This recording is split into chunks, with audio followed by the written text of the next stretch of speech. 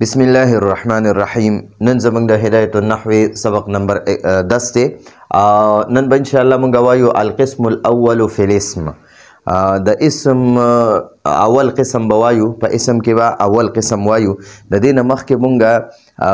د مقدمه ختمه کړه. په مقدمه کې بیا مونږ ټول باس کړو، پرونی درس کې بیا د هغې پوره خلاصه مو ویله، نقشه م جوړه کړه. نن به مونږ وایو القسم الاول، اول قسم فی الاسم، د اسم په بیان کې. نو ته به دلته فی الاسم نه دلته کې د فی نه پس په بیا بیان محذوف راوباسي، فی بیان الاسم، فی بیان الاسم، د اسم په بیان کې. اول قسم القسم الاول، القسم قسم ته وایي، اول اول ته وایي، فی معنی ده کې، او اسم اسم ته وایي. نو موږ به دلته کې د دې فی او د اسم په منځ کې بیان راوباسو محذوف. نو موږ به بیا داسې وایو القسم الاول فی بیان الاسم، اسم اول قسم د اسم په بیان کې دی، اول قسم د اسم په بیان کې دی. وقد مر، وقد او یقینا، وقد او یقینا، مر معنی ده تیر شو، تیر شو.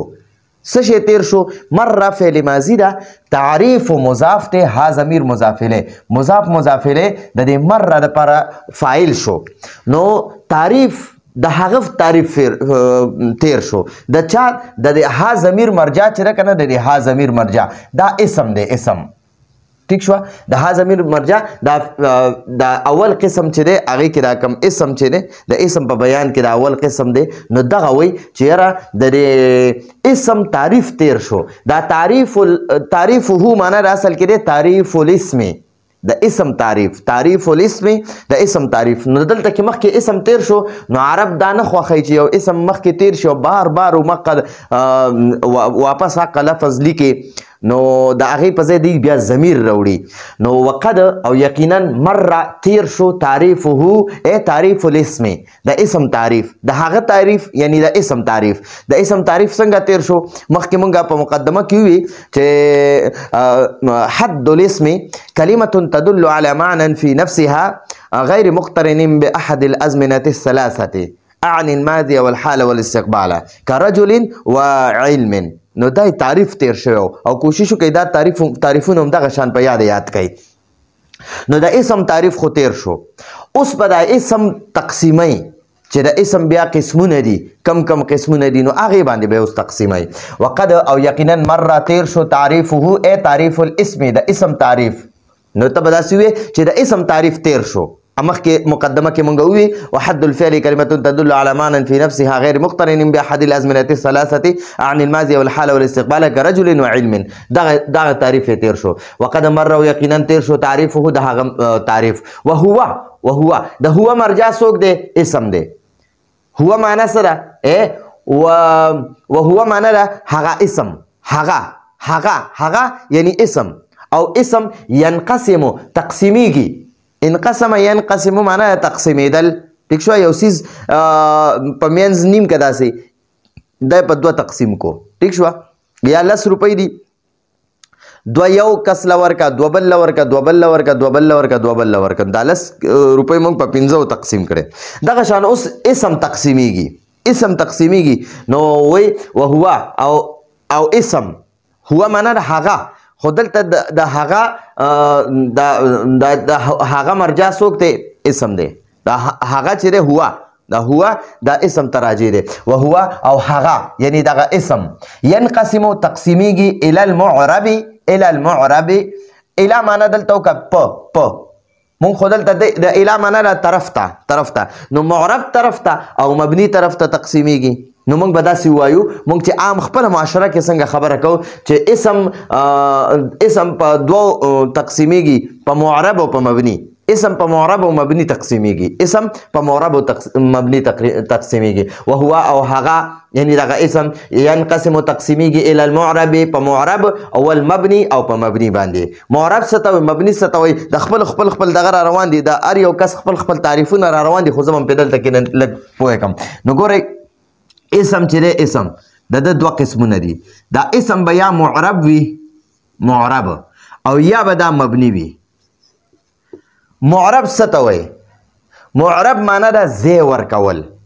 زی ورکول نو دا اسم معرب چې دی هغه هم اعراب ولا زی ورکوي کله حالت رفعي کې وي کله حالت نسبي کې وي کله حالت جري کې وي ټیک شوه نو هغه بیا دا معرب چې دی که نه معرب د دې به لږه نقشه درته جوړ کړم او مبني څه ته وایي مبني معنا دا مبني چې دی دا د بنا نه جوړ شوی دی بنا بنیاد ته وایي ټیک شوه نو بنیاد چې دی که یو څیز جوړ کړو که نه نو بنیاد بیا نه خوځېږي بنیاد بیا نه خوځېږي نو مبني اسما چې څومره دي که نه چې په هغې کم اعراب وي که نه هغه بلکل نه خوځېږي هغه که حالت که هغه نه مخکې هر قسم عامل راغی نو هغه نه بدلېږي را بدلېږي ټیک شوه نو اسم دوه قسمه یا به معرب وي یا به مبني معرب معنا چې اعراب پې بدلېږي را بدلېږي او مبني معنا چې اعراب پې نه بدلېږي را بدلېږي که هر قسم عامل راشي خو دا د ټس نه مس کېږي نه دا هماغه په یو حالت باندې وي او دا معرب چې دی بیا د بیا دوه قسمونه دي د معرب دوه قسمونه دي یو ته منصرف وي او یو ته غیر منصرف وي نو دا اسم منصرف چې دی دا معرب وي او اسم غیر منصرف معرب وي او دا مبني چې دی که نه دا دوه قسمه دي مبني هم دوه قسمه دي یو ته مبني الاصل وي مبني الاصل یعنی اصل د ذاتی چې مبني وي هغې ته مبني الاصل وي یو ته غیر مبني الاصل وي غیر مبني الاصل ورته وي یا ورته وي اسم غیر متمکن اسم غیر متمکن یا د مبني الاصل مشابه د مبني الاصل یا داسې وي مشابه مبني الاصل یو مبني الاصل وي یو مشابه مبني الاصل ټیک شوه چې مبني الاصل خو نه وي خو د دې مبني الاصل سره مشابهت لري د سره یو شانوالی لري یا په حروفو کې او یا په احتیاج کې محتاجوالی وغیره کې نو موږ ته اوس دقه وایي وهو ینقسم او هغه تقسیمیږي الی المعرب په معرب والمبني او په مبني باندې معرب څه ته وایي چې یعنی اعراب په بدلیږي را بدلیږي او مبني څه ته وایي چې اعراب په نه بدلیږي را بدلیږي معرب څه ته وایي چې اعراب له ځای ورکوي او مبني څه ته وایي چې اعراب له ځای نه ورکوي مونږ مخکې ویلي مو په علم النحو کې چې مبني آ باشد که دا معرب هم ویلو معرب آ باشد که گردد بار بار او مبني آ باشد هغه ذهن نه یو لفظ نیموتو نو مبني وایي هغې ته وایي چې هغه برقرار وي په خپل حالت باندې برقرار وي مبني آ باشد که برقرار وي مطلب یې دغه دی او معرب هغې ته وایي چې هغه بار بار بدلیږي گردد بار بار ٹھیک شو اعراب په بدلیږي را بدلیږي فلنذكر دلته کې دا لام چې دی که نه دا دې سره دا فعل مضارع باندې دا لامیکی دی دا په فعل مضارع داخلیږي آخري حرف ولا دغه کوي ساکن کوي نو نذکر دا د جمع متکلم صیغه ده پکار دی چې موږ بیان کو د دې معنی بیا موږ کوو د دې لام د وجې نه بیا موږ معنی کوو فلنذکر معنی پکار دی چې موږ بیان کو پکار دی چې موږ بیان کو نو یو معنی دغه وایو موږ او دویمه معنی موږ کوو موږ له بیانول پکار دی موږ له بیانول پکار دی احکامه احکام دا احکام چې دی دا د حکم جمع ده حکم ټیک شوه نو احکام معنی حکمونه او هو معنی د هغې اسم نو پکار دی چې موږ د دغه اسم د اسم معرب او د اسم مبني دغه احکام بیان کو حکمونه بیان کو فی بابین په دوه بابونو کې یو باب به د معرب په باره کې وي او یو باب به د مبني په باره کې وي وخاتمة او یو خاتمه ٹھیک شو نو موږ له دغه راکو وقد مر تعریفه یقینا د اسم تعریف تیر شو وهو ينقسم او د اسم تقسیمیږي ل المعرب والمبني په معرب او په مبني باندې فلنذكر احکامه نو پکار دي چې موږ احکام بیان کو موږ د اسم احکام بیان کو حکمونه بیان کو فی بابین په دوو بابونو وخاتمه او په یو خاتمه کې نو خاتمه نه دلته کې مراد د توابع دي ښه نو خاتمه کې بیا توابع راځي اخیره کې به د کتاب په اخیره کې به توابع راځي ها اوس پکې راته ښایي الباب الاول اول باب الباب موصوف ته الاول ولا صفت ته نو اول باب الباب الاول اول باب فی الاسم المعرب فی الاسم المعرب نو ته دلته کې بیا د فی مخکې د فی او د اسم په منځ کې بیان راوواسه فی بیان الاسم المعرب د اسم اول باب د اسم معرب په بیان کې دی اول باب د اسم معرب په بیان کې دی نو اسم معرب ما تاسو ته وی چې اول به موږ ته د اسم معرب تعریف کوي او بیا به د اسم معرب کم اعراب دی د هغه قسمونه براته بیانوي او بیا به د هغې نه پس بیا د مبني بحث شروع کیږي نو دې کې خبرې ډېرې دي الباب الاول اول باب فی بیان الاسم المعرب د اسم معرب په بیان کې فی بیان الاسم المعرب د اسم معرب په بیان کې دی اول باب د اسم معرب په بیان کې دی وفیه او دلته کې د دې ها نه مراد اسم معرب دی ښه اسم معرب وفی اسم المعرب مطلب دا کړي وفي الاسم المعرب وفي الاسم المعرب نو دلته کې به مونږ داسې وایو د اسم معرب په ځای باندې را هر ضمیر راوړي وفيه او هغې کې یعنی دغه اسم معرب کې مقدمه یوه مقدمه ده وثلاثه مقاصد او درې مقصدونه دي مقاصد چې ده دا د مقصد جمع ده وخاتمه او یوه خاتمه ده اما المقدمه به هر حال مقدمه اما معنا مونږ کو به هر حال المقدمه مقدمه ففيها نو دلته کې د دې ها مرجع چې دا مقدمه ده نو په دې مقدمه کې ففيها نو هغې کې یعنی هغې مقدمه کې فصول فصلونه دي دې کې به بیا څلور فصلونه راځي ښه نو اول فصل شروع شو فصل اول فصل فی تعریف الاسم المعرب د اسم معرب په تعریف کې دی ٹھیک شو د اسم معرب تعریف کې دی فصل فی تعریف الاسم المعرب اول فصل د اسم معرب تعریف کې دی اول فصل د اسم معرب په تعریف کې دی نو اوس په مونږ اول د اسم معرب تعریف وایو چې اسم معرب وایي څه اسم معرب څه ته وایي نو هغه راته اوس کوئ اوس په دلته کې د هو مرجع چې ده دا اسم معرب وي دا اسم معرب چې دی دا به د دې هو مرجع وي ٹھیک شو وهو او دا اسم معرب وهو او هغه كل اسم هر یو داسې اسم دی وهو او هغه یعنی دا اسم معرب كل اسم هر یو داسې اسم دی رکبه چې ملاو کړی شوی دی جوړ کړی شوی دی ترتیب ورکړی شوی دی مع غیره مع معنا د سره غیره معنا د هغې د غیر یعنی د خپل غیر نه علاوه دا اسم معرب داسې اسم دی چې د خپل ځان نه علاوه بل یو اسم سره په ترکیب کې واقع وي یعنی یو زید دی زید فرض که دا زید اسم معرب واخله خو چې دا کله په ترکیب کې وي که نه په ترکیب کې وي یعنی د سره یو بل اسم یا فعل وي د سره یو اسم یا فعل لګېدلی وي نو بیا به دغه وي دا اسم معرب چې دی دا په ترکیب کې واقع وي د خپل ځان نه علاوه د مع غیره د خپل نه علاوه سره ٹھیک شو خپل نه علاوه سره یا د خپل ذات نه علاوه سره یا د هغه نه علاوه سره دا اسم معرب داسې اسم دی چې هغه مرکب وي جوړ کړی شوی وي ترکیب کې واقع کې شوی وي رکبه دا فعل مجهول دی ٹھیک شو نو موږ ځکه وایو ملاو کړی شوی یا جوړ کړی شوی وي یا ترتیب ورکړی شوی وي په ترکیب کې راغلی وي ترکیب کې راوستلی شوی وي مع غیره خپل غیر سره خپل غیر نه علاوه سره خپل غیر نه د خپل نه علاوه سره د خپل ځان نه علاوه سره ټیک شو د خپل غیر سره په ترکیب کې راغلی وي ٹھیک شو وهو او هغه یعنی د اسم معرب کل اسم هر یو داسې اسم دی رکبه چې په ترکیب کې راوړی شوی وي مع غیره د خپل غیر سره یعنی یو بل اسم یا فعل سره ٹھیک شو خو هغه به داسې وي چې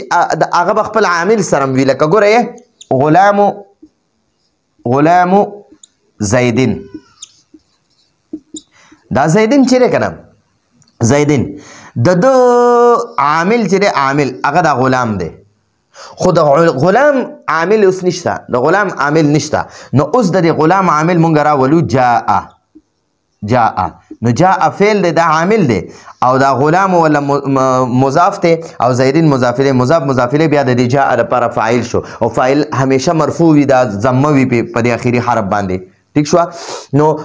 جاء غلام زید رأيت غلام زید مررت بغلام زید نو ګورئ دا اعراب د غلام بدلیږي را بدلیږي کله به غلام باندې حالت رفعی کې به وي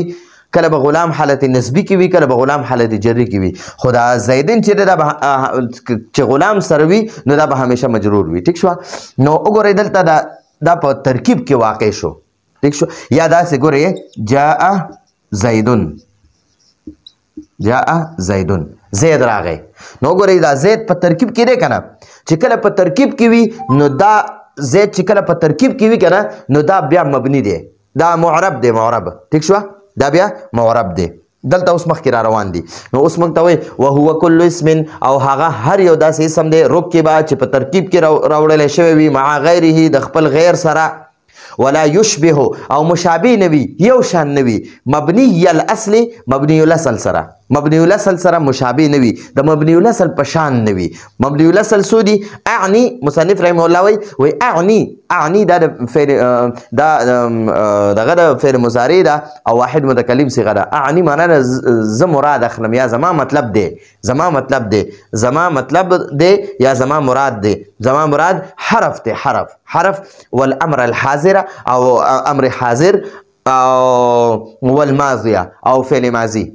نو دا حروف چې څومره دي کنه کاغه حروف عامله دي او که غیر عامله دي دا مبني الاصل دي او د امر حاضر شپږ صيغې دي لکه مثلا انصر انصرا انصرو انصري انصرا انصرنا دا شپږ صيغې دي یا اضرب اضربا اضربو اضربي اضربا اضربنا دا شپږ صيغې چې دي نو د امر حاضر صيغې وای دا امر حاضر صيغې نو دا مبني دي والماضيه او د فعل ماضي ټول صيغې سول سوانه صيغې لکه نصرا نصرا نصرو نصرت نصرتا نصرنا نصرت نصرتما نصرتم نصرت نصرتما نصرتن نصرت نصرنا دا سول سوانه صيغې چې کنه د فعل ماضي چې د هر یو فعل وي سول سوانه د فعل ماضي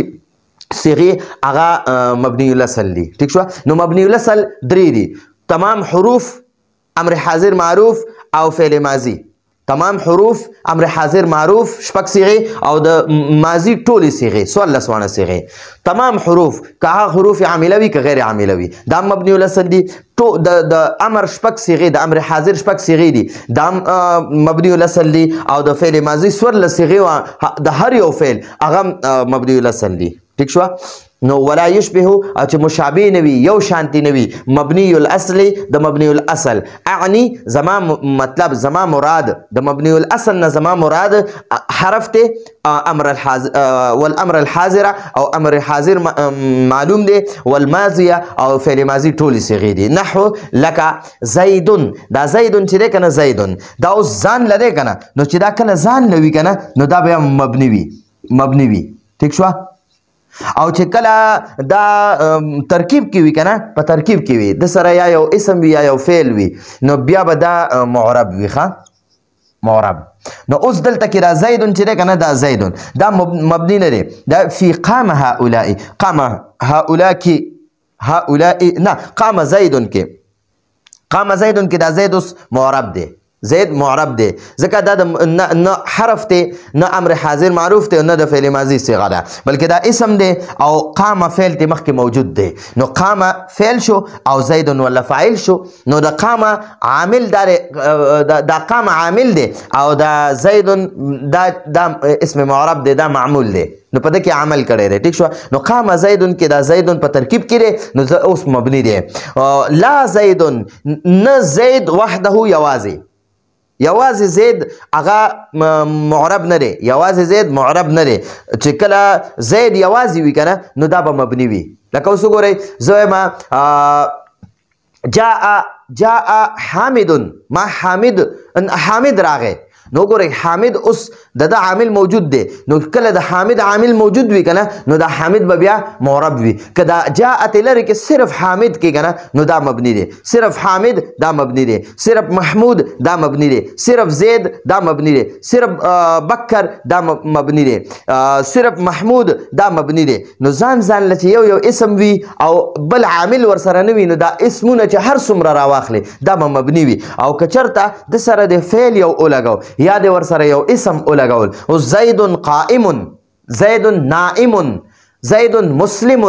زید مؤمن نو دا اوس په ترکیب کې شو او اوس به دغه بیا دا معرب دی او چې کله ترکیب کې نه وي کنه نو قام فعل ترکیب اوس کو قام فعل او زید فاعل نو فعل فاعل جمله فعلیه خبریه شو نو دا ترکیب شو نو کله چې زید په ترکیب کې وي یعنی عامل موجود وي کنه نو دا زید به بیا معرب وي او چې کله لا زید وحده یواز زید تنها زید دا معرب نه دی بلکې دا مبني دی اوس تاسو وی لا زید وحده یواز زید نه دی مبني د څه د وجه نه لعدم الترکیب ترکیب کې د نه کېدو د وجه نه عدم معنی را نه کېدل عدم څه ته وی نه کېدل او دا لام جاره چې دا تعلیلیه دی د معنی مونږ کو د وجه نه ٹھیک شو لعدم الترکیب ترکیب کې د نه کېدو د وجه نه ترکیب کې د نه کېدو د وجه نه ولا هؤلاء او نه هؤلاء معرب دی ولی معرب نه دی چې فی قام هؤلاء فقام هؤلاء کیم دا